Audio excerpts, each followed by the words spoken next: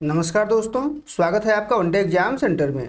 दोस्तों, आज के वीडियो में हम लोग बीए 5th सेमेस्टर हिंदी का जो पहला पेपर है जिसका नाम है साहित्य शास्त्र और हिंदी आलोचना, उससे संबंधित एक मॉडल पेपर का अध्ययन करेंगे। इसी प्रकार का पेपर आपकी परीक्षा में बनेगा और इसी प्रकार के प्रश्न आपसे परीक्षा में पूछे जाएंगे। जो पेपर आपको परीक्षा में मिलेगा उसमें कुल 3 खंड होंगे। पहला खंड अ होगा जिसमें आपसे अति लघुत्तरीय प्रश्न पूछे जाएंगे और उसी का उत्तर आपको देना होगा।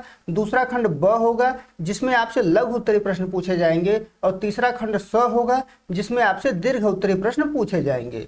हम लोग यहाँ पर पहले खंड का अध्ययन करेंगे। सबसे पहले इस जो खंड अ है इसमें आपको अति लघु उत्तरीय प्रश्नों के उत्तर देने होंगे और ये कुल 10 होंगे। अधिकतम 50 शब्दों में आपको इसका उत्तर देना होगा। एक एक करके हम लोग यहाँ पर प्रश्नों को सॉल्व करेंगे। पहला प्रश्न है, रस संप्रदाय के प्रवर्तक कौन है? इसके उत्तर में आपको लिखना है कि रस संप्रदाय के प्रवर्तक आचार्य भरत मुनि हैं। इनका समय 2री शताब्दी है और इनके द्वारा नाट्यशास्त्र नामक ग्रंथ लिखा गया है। इतना आपको उत्तर में लिखना होगा। केवल आपको रस संप्रदाय का प्रवर्तक बता करके छोड़ नहीं देना है, उनके बारे में भी थोड़ा सा आपको लिख देना है, क्योंकि उत्तर जो है लगभग 50 शब्दों में देना है। अगर आप केवल रस संप्रदाय के प्रवर्तक को बता करके छोड़ देंगे तो लगभग 8 से 10 शब्द में आपका उत्तर पूरा हो जाएगा, लेकिन यहाँ पर 20 से 25 शब्द में आप उत्तर दीजिएगा कम से कम। तो एग्जामिनर जो चेक करेगा वो जानेगा कि आप कुछ अच्छा लिखे हुए हैं। तो पहले प्रश्न के उत्तर में आपको यही लिखना है। दूसरा प्रश्न है, काव्यादर्श किसका ग्रंथ है? आपको बताना है कि काव्यादर्श जो ग्रंथ है किसके द्वारा लिखा गया है। तो काव्यादर्श जो ग्रंथ है दंडी के द्वारा लिखा गया ग्रंथ है। दंडी 7वीं शताब्दी में विद्यमान थे। ये अलंकारवादी आचार्य हैं और अलंकार को काव्य की आत्मा मानते हैं। इनका मानना है कि अलंकार जो है काव्य की आत्मा है, अलंकार को ही ये मानते हैं। यही आपको इस प्रश्न के उत्तर में लिखना होगा। जो अगला प्रश्न है, तीसरा प्रश्न, वो है रामचंद्र शुक्ल के व्यवहारिक आलोचना संबंधी ग्रंथों के नाम लिखिए। इसके उत्तर में आपको लिखना होगा कि आचार्य रामचंद्र शुक्ल हिंदी आलोचना के प्रमुख हस्ताक्षर हैं। इनके द्वारा सैद्धांतिक और व्यवहारिक दोनों आलोचना लिखे गए हैं। इनके व्यवहारिक आलोचना ग्रंथ निम्न हैं। इसके बाद आपको जो भी रामचंद्र शुक्ल के व्यवहारिक आलोचना ग्रंथ हैं उनका नाम लिख देना है। जैसे गोस्वामी तुलसीदास है, भ्रमर गीत सार है, जायसी ग्रंथावली है। इतना अगर आप लिख देंगे तो आपका उत्तर यहाँ पर पूरा हो जाएगा। अगला प्रश्न है, चौथा प्रश्न, काव्य हेतु के प्रकार बताइए। इसमें आपको बताना है कि काव्य हेतु क्या होता है। उसके बाद आपको काव्य हेतु के प्रकार लिख देने होंगे। तो उत्तर में आपको लिखना होगा कि काव्य रचना के कारण को काव्य हेतु कहते हैं। यह 3 प्रकार का होता है, प्रतिभा, व्युत्पत्ति और अभ्यास। इन तीनों प्रकारों के नाम आपको यहाँ पर लिख देना है। तो उत्तर आपका यहाँ पर पूरा हो जाएगा। 5वां प्रश्न है, भरत मुनि का रस सूत्र लिखिए। भरत मुनि के द्वारा जो रस सूत्र दिया गया है उसी को आपको यहाँ पर लिखना है। तो उत्तर में आप लिखेंगे कि भरत मुनि रस सिद्धांत के प्रवर्तक हैं। इनका रस सूत्र निम्न है। आप रस सूत्र इनका लिख देंगे कि विभावानुभाव व्यभिचारी संयोगाद रस निष्पत्ति। आप इसका हिंदी अनुवाद भी लिख सकते हैं कि विभाव अनुभाव और व्यभिचारी के संयोग से रस की निष्पत्ति होती है, रस की उत्पत्ति होती है। इसका अनुवाद भी आप यहाँ पर लिख सकते हैं। अगला जो प्रश्न है वो 6ठा प्रश्न है। इसमें आपसे पूछा गया है कि विरेचन सिद्धांत के प्रतिपादक कौन है। विरेचन सिद्धांत यहाँ के कर लीजिएगा, के प्रतिपादक कौन है। तो आपको उत्तर में लिखना है कि विरेचन सिद्धांत का प्रतिपादन अरस्तु के द्वारा किया गया था। अरस्तु यूनान के प्रमुख दार्शनिक हैं जिनके द्वारा पॉलिटिक्स, पेरिपोइएटिकेस जैसे ग्रंथों की रचना की गई है। इतना आप लिखेंगे इस प्रश्न के उत्तर में तो आपका उत्तर जो है यहाँ पर पूरा हो जाएगा। 7वां प्रश्न है, साधारणीकरण की अवधारणा किसके द्वारा दिया गया था। आपको बताना है कि जो साधारणीकरण है उसकी अवधारणा किसके द्वारा दिया गया था। तो इसके उत्तर में आपको लिखना होगा कि साधारणीकरण की अवधारणा भट्ट नायक के द्वारा दिया गया है। भट्ट नायक जो है भरत मुनि के रस सूत्र के तीसरे व्याख्याता हैं। रस सूत्र की व्याख्या के दौरान ही भट्ट नायक द्वारा साधारणीकरण की अवधारणा दिया गया था। यानी सबसे पहले साधारणीकरण की अवधारणा भट्ट नायक के द्वारा ही दिया गया था। और कब दिए थे? जब उन्होंने भरत मुनि के रस सूत्र की व्याख्या की थी और ये भरत मुनि के रस सूत्र के तीसरे व्याख्याता माने जाते हैं। बस इतना ही आपको उत्तर में लिखना है। 8वां प्रश्न है, परंपरा का मूल्यांकन किसकी कृति है। तो आपको उत्तर में लिखना होगा कि परंपरा का मूल्यांकन रामविलास शर्मा की कृति है, जो हिंदी साहित्य के एक प्रमुख मार्क्सवादी आलोचक हैं। इतना आप लिख देंगे तो आपका उत्तर जो है पूरा हो जाएगा। 9वां प्रश्न है, नई समीक्षा के 3 समीक्षकों के नाम लिखिए। तो नई समीक्षा के 3 समीक्षकों के नाम इस प्रकार हैं पहला नाम है टी.एस. इलियट, दूसरा नाम है आई.ए. रिचर्ड और तीसरा नाम है मिडल्टन मरे। इन तीनों समीक्षकों के नाम आपको लिख देने हैं, तब जाकर के आपका उत्तर यहाँ पर पूरा हो जाएगा।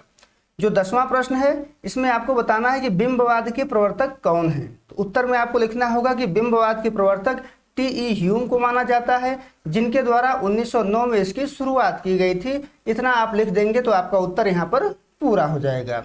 अब आगे बढ़ते हैं, हम लोग खंड ब देखते हैं और खंड ब में आपको लघु उत्तरीय प्रश्नों के उत्तर देने हैं और इसको अधिकतम 200 शब्दों में लिखना है। आपको बता दें कि जो 200 शब्द की सीमा है ये अधिकतम है, अधिकतम 200 शब्दों में उत्तर देना है, 200 शब्द से ज़्यादा नहीं होना चाहिए। इसमें पहला प्रश्न है, वैसे तो छठा प्रश्न है लेकिन लघु उत्तरीय प्रश्नों की दृष्टि से पहला प्रश्न है।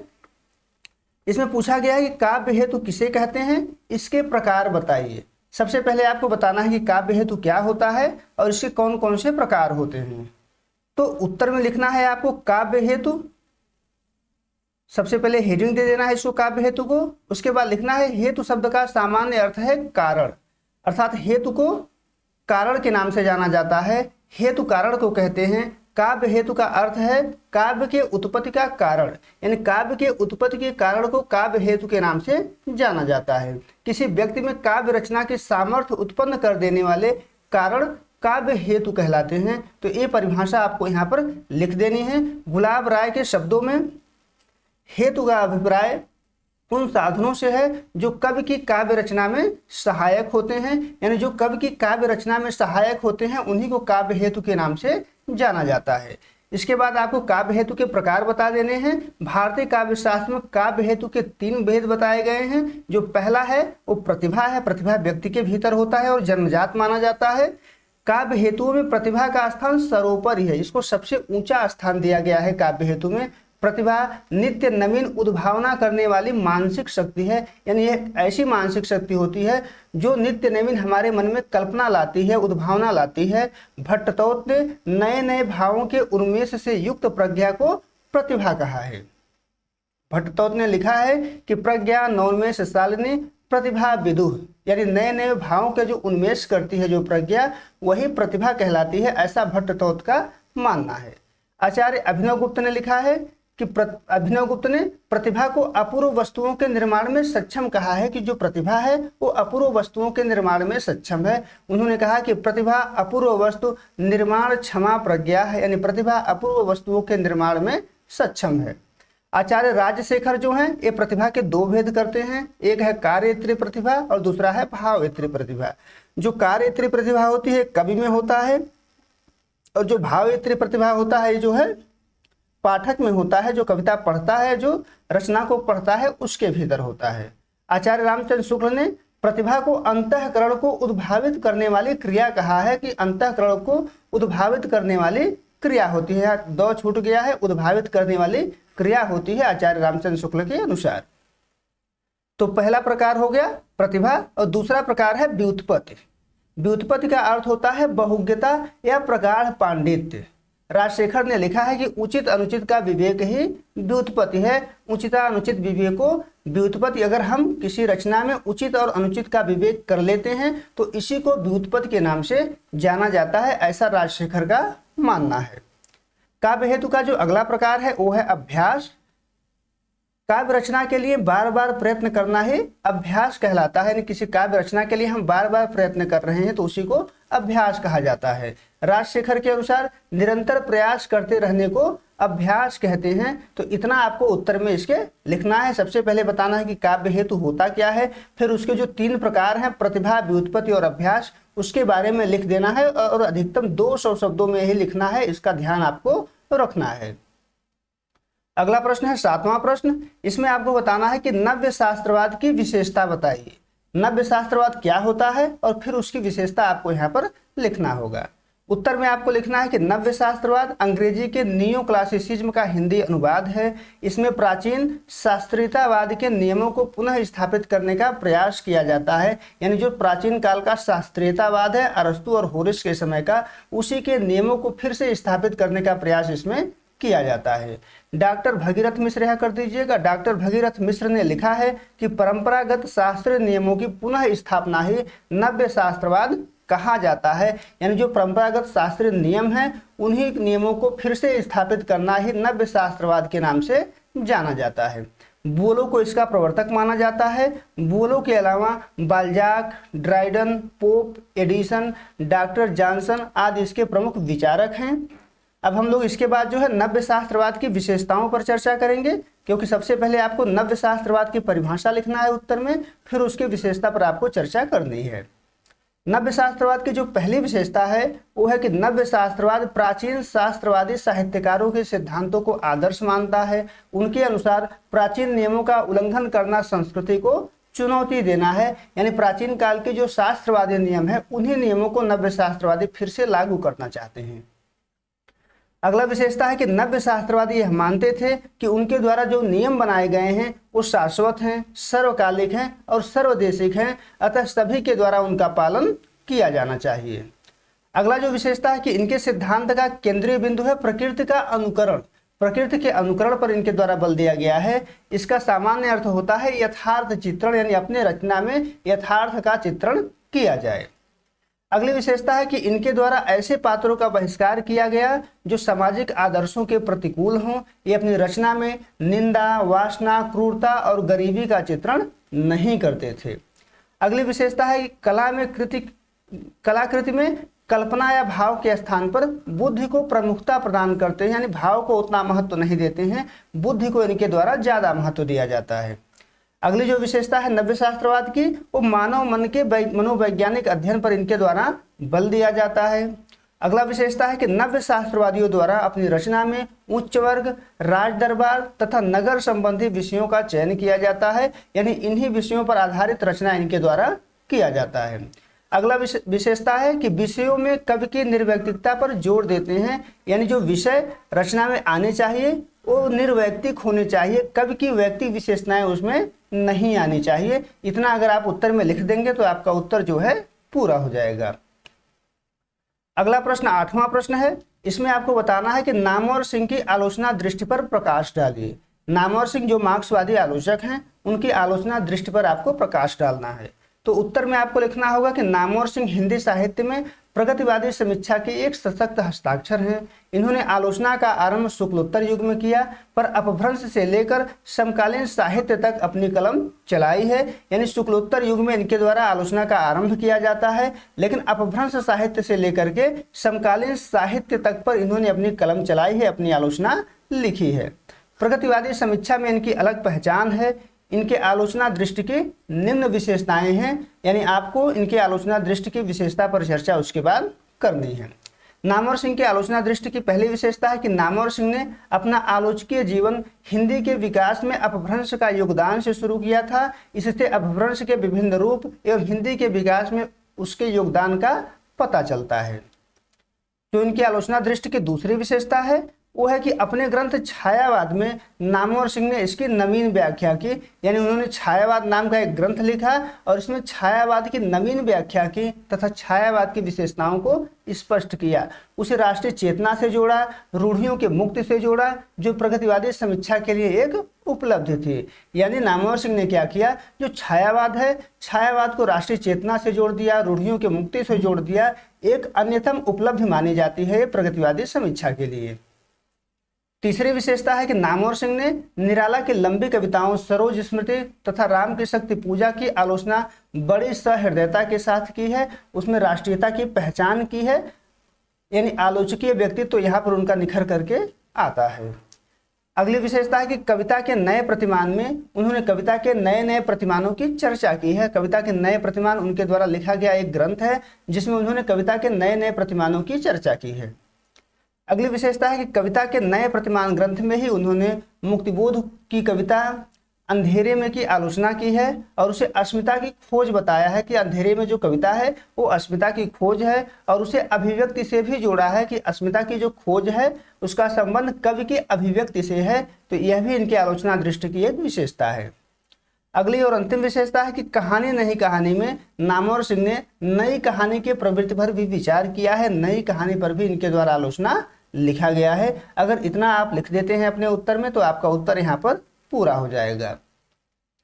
अगला खंड है खंड 100 और इसमें आपको दीर्घ उत्तरीय प्रश्नों के उत्तर देने होंगे। यहाँ पर 2 प्रश्न हम लोग यहाँ पर सॉल्व करेंगे और अधिकतम 500 शब्दों में आपको उत्तर यहाँ पर देना होगा।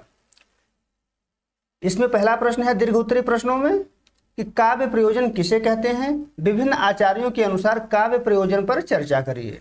तो उत्तर में आपको सबसे पहले हेडिंग डाल देना है काव्य प्रयोजन और आपको बताना है कि काव्य प्रयोजन कहते किसको हैं।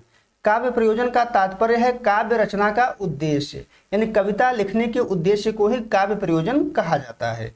कोई भी रचना निष्प्रयोजन नहीं होती है, प्रत्येक रचना का कोई न कोई उद्देश्य होता है। काव्य रचना का यही उद्देश्य तथा इसे प्राप्त होने वाला लाभ ही काव्य प्रयोजन कहलाता है। यानी जिस उद्देश्य के लिए कविता लिखते हैं, कविता से जो लाभ होता है उसी को काव्य प्रयोजन के नाम से जाना जाता है। इसके बाद हम लोग विभिन्न आचार्यों के अनुसार काव्य प्रयोजन पर चर्चा करेंगे और इसमें पहला नाम आता है आचार्य भरत मुनि का। भरत मुनि का समय 2री शताब्दी है और इनके द्वारा नाट्य शास्त्र नामक ग्रंथ लिखा गया था। सर्वप्रथम भरत मुनि ने अपने ग्रंथ नाट्य शास्त्र में काव्य प्रयोजन की चर्चा की है तथा निम्न को काव्य प्रयोजन घोषित किया है। इनके द्वारा जो तत्व काव्य प्रयोजन माने गए हैं उसमें धर्म है, यश है, आयुष है, हित है, बुद्धि वृद्धि है, लोक उपदेश है, दक्षता है और चरम विश्रांति है। इन 8 तत्वों को भरत मुनि के द्वारा काव्य प्रयोजन माना गया है। अगले विद्वान भामह हैं जिनका समय 6वीं शताब्दी है और काव्यालंकार नामक ग्रंथ इनके द्वारा लिखा गया है। भामह ने काव्य प्रयोजन के संदर्भ में लिखा है कि धर्मार्थ काम मोक्षेषु वैच छड़े कलासु च करोति कृति कीर्ति च साधु काव्य निबंधनम। यानी सबसे पहले इनके द्वारा पुरुषार्थ को काव्य प्रयोजन माना गया है, धर्म अर्थ काम और मोक्ष को। इन चारों पुरुषार्थों की प्राप्ति और कलाओं में निपुणता, वैच छड़े कलासु च, कलाओं में निपुणता को भी इन्होंने काव्य प्रयोजन माना है। इसके अलावा कीर्ति प्रीति को भी इन्होंने काव्य प्रयोजन माना है। अगले जो विद्वान है इनका नाम है आचार्य वामन और आचार्य वामन का समय 8वीं शताब्दी है और इनके द्वारा काव्यालंकार सूत्र नामक ग्रंथ लिखा गया है। आचार्य वामन ने मात्र कीर्ति और प्रीति को ही काव्य प्रयोजन स्वीकार किया है और उन्होंने लिखा है कि काव्यम सद दृष्टा दृष्टार्थ प्रीति कीर्ति हेतुत्वात्। यानी वामन ने काव्य प्रयोजन के 2 रूप माने हैं, एक तो होता है दृष्ट और दूसरा होता है अदृष्ट। जो प्रीति अथवा आनंद है इसको दृष्ट काव्य प्रयोजन इनके द्वारा माना गया है, जो कीर्ति अथवा यश है उसको अदृष्ट काव्य प्रयोजन वामन के द्वारा माना गया है। अगले विद्वान का नाम है आचार्य रुद्रट और आचार्य रुद्रट का जो समय है वो 9वीं शताब्दी है और इनके द्वारा काव्यालंकार नामक ग्रंथ लिखा गया है। रुद्रट ने पुरुषार्थ चतुष्टय, अनर्थ का शमन, विपत्ति निवारण, रोग मुक्ति और अभिमत वर्ग की प्राप्ति को काव्य प्रयोजन माना है। अगले जो विद्वान है उनका नाम है मम्मट और मम्मट 11वीं शताब्दी में विद्यमान थे और इनके द्वारा जो ग्रंथ लिखा गया था उसको काव्य प्रकाश के नाम से जानते हैं। आचार्य मम्मट ने अच्छी तरह सोच करके काव्य के 6 प्रयोजन तय किए थे। 6 प्रयोजन इनके द्वारा निर्दिष्ट किया गया था। काव्यम यश से अर्थकृते व्यवहार विदे शिवेत रक्षतये सद्य पर निर्वृत्तये कांता सम्मति उपदेश युजे। यही 6 प्रयोजन इनके द्वारा माना गया है। इसको हिंदी में भी आप देख सकते हैं। काव्य जो है यश का जनक होना चाहिए, अर्थ का उत्पादक होना चाहिए, लोक व्यवहार का बोधक होना चाहिए, अनिष्ट का नाशक यानी शिवेत रक्षतय होना चाहिए, सद्य परिनिवृत्त यानी पढ़ने या सुनने के साथ ही परम आनंद देने वाला होना चाहिए, कांता सम्मति उपदेश युजे यानी स्त्रियों चित्त सरस पद्धति से कर्तव्य का उपदेश करने वाला होना चाहिए। यही 6 तत्व इनके अनुसार काव्य प्रयोजन माने गए हैं। अगले जो विद्वान है वो पंडित राज जगन्नाथ है और इनका समय जो है 17वीं शताब्दी है और रस गंगाधर नामक ग्रंथ इनके द्वारा लिखा गया है। जगन्नाथ ने प्रीति तथा गुरु राजा देवता की प्रसन्नता को काव्य प्रयोजन माना है। उन्होंने लिखा है कि तंत्र कृति परम आह्लाद गुरुराज देवता प्रसाद धानेक प्रयोजन कश्य व्युत्पत्ति। यानी उनके द्वारा प्रीति, उसके अलावा गुरु राजा और देवता की प्रसन्नता को ही काव्य प्रयोजन माना गया है। अगले विद्वान है कुलपति मिश्र और कुलपति मिश्र ने रीतिकाल के रीतिबद्ध काव्यधारा के प्रमुख कवि हैं। कुलपति मिश्र ने काव्य प्रयोजन के संदर्भ में लिखा है कि जस संपत्ति आनंदयति दुरितन डारे खोई होत कवितते चतुरई जगत राम बस होई। इसके अलावा अगले जो विद्वान हैं वो देव हैं। देव भी रीतिकाल के रीतिबद्ध काव्यधारा के प्रमुख कवि हैं। देव ने कविता के माध्यम से अमर होने को काव्य प्रयोजन बताया है और काव्य प्रयोजन के संदर्भ में लिखा है कि रहत न घर भर काम धाम धन तरुअर सरुअर कूप जस शरीर जग में अमर भव्य काव्य रस रूप, यानी अमरता को इनके द्वारा काव्य प्रयोजन माना गया। इनका मानना है कि घर वर धाम धन कुछ भी रह नहीं जाता है, सब कुछ जो है चला जाता है। कविता को लिखने के बाद अमरता की कामना इनके द्वारा किया गया है और उसी को काव्य प्रयोजन माना गया है। अगर आप उत्तर में अपने इतना लिख देते हैं और उसके बाद निष्कर्ष लिख देते हैं तो आपका उत्तर यहाँ पर पूरा हो जाएगा। अगला प्रश्न और अंतिम प्रश्न है कि अलंकार सिद्धांत क्या है, स्पष्ट कीजिए। आपको अलंकार सिद्धांत के बारे में आपको यहाँ पर बताना है। तो सबसे पहले आपको बताना होगा कि अलंकार सिद्धांत होता क्या है। आपको बता दें कि अलंकार सिद्धांत और अलंकार संप्रदाय दोनों एक ही चीज होते हैं। अगर अलंकार संप्रदाय पूछे तब भी आपको यही उत्तर लिखना होगा। तो सबसे पहले आपको हेडिंग डालना होगा अलंकार सिद्धांत, या आप अलंकार संप्रदाय भी हेडिंग डाल सकते हैं। उसके बाद आपको लिखना होगा कि अलंकार संप्रदाय से आशय उन आचार्यों की परंपरा से है जो अलंकार को कविता का मुख्य तत्व मानते हैं या अलंकार को कविता की आत्मा मानते हैं। सर्वप्रथम भरत मुनि ने नाट्य शास्त्र में उपमा, रूपक, दीपक और यमक 4 अलंकारों की चर्चा करते हैं, पर उन्हें अलंकार संप्रदाय का प्रवर्तक नहीं माना जाता है। आचार्य भामह को अलंकार संप्रदाय का प्रवर्तक माना जाता है। इसके अलावा उद्भट, दंडी, यहाँ दंडी कर लीजिएगा, रुद्रट, जयदेव आदि को अलंकार संप्रदाय का समर्थक आचार्य माना जाता है। हिंदी में केशवदास हो गए, भूषण हो गए, जसवंत सिंह हो गए, दुलह हो गए, ये सभी अलंकार को विशेष महत्व देते हैं। ये सभी अलंकारवादी आचार्य माने जाते हैं। अब इसके बाद आपको विभिन्न आचार्यों के द्वारा अलंकार निरूपण कर देना है कि अलंकार सिद्धांत पे उनका क्या विचार है। तो इसमें पहला नाम भामह का आता है। भामह ने सर्वप्रथम अलंकार को काव्य की आत्मा माना है और उन्होंने लिखा है कि न कांतामपि निर्भूषम विभाति वनिता मुखम, यानी जिस प्रकार से स्त्री का सुंदर मुख भी आभूषणों के बिना शोभित नहीं होता, उसी प्रकार अलंकार के बिना कविता शोभित नहीं होती है, यानी अलंकार के बिना कविता अच्छा नहीं लगता है। अगले विद्वान आचार्य दंडी हैं। ये भी अलंकारवादी आचार्य हैं और अलंकार के संदर्भ में इन्होंने लिखा है कि काव्य शोभाकारान धर्मान अलंकारान प्रचक्षते, यानी काव्य की शोभा कारक धर्म क्या है, अलंकार हैं। इसके साथ साथ दंडी जो है अलंकार को काव्य का शाश्वत धर्म मानते हैं, अलंकार को काव्य की आत्मा मानते हैं। अगला नाम वामन का है। वामन ने लिखा है कि काव्यम ग्राह्यम अलंकारात सौंदर्यम अलंकार, अर्थात अलंकार द्वारा ही जो काव्य होता है वो ग्राह्य होता है और सौंदर्य ही अलंकार है। लेकिन वामन ने काव्य का जो शोभा कारक तत्व है वो गुण को माना है और लिखा है कि काव्य शोभाया कर्तारो धर्मा गुणा। अगले जो विद्वान है उनका नाम जयदेव है। जयदेव भी अलंकारवादी आचार्य हैं।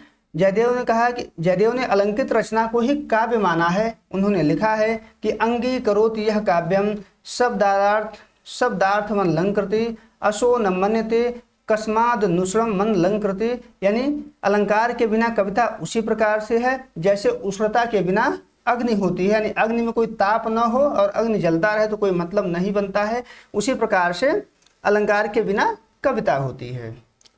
अगले आचार्य हैं आचार्य केशवदास। केशवदास अलंकारवादी आचार्य हैं। एक कविता में अलंकार को विशेष महत्व देते हैं। इन्होंने लिखा है कि यद्यपि सुजाति सुलक्षणी सुविरन सरस सुवृत्त भूषण बिन न विराजई कविता वनिता मित्र, यानी इनके द्वारा अलंकार को विशेष महत्व दिया गया है और कहा गया है कि जिस प्रकार से अच्छे घर वाली स्त्री हो, मित्र हो, ये सभी आभूषण के बिना सुशोभित नहीं होते हैं, उसी प्रकार से कविता भी आभूषण के बिना अलंकार के बिना सुशोभित नहीं होती है। रामचंद्र शुक्ल ने लिखा है कि मैं अलंकार को केवल वर्णन प्रणाली मानता हूँ, यानी साधन मानते हैं, वर्णन करने का साध्य जो है नहीं मानते हैं।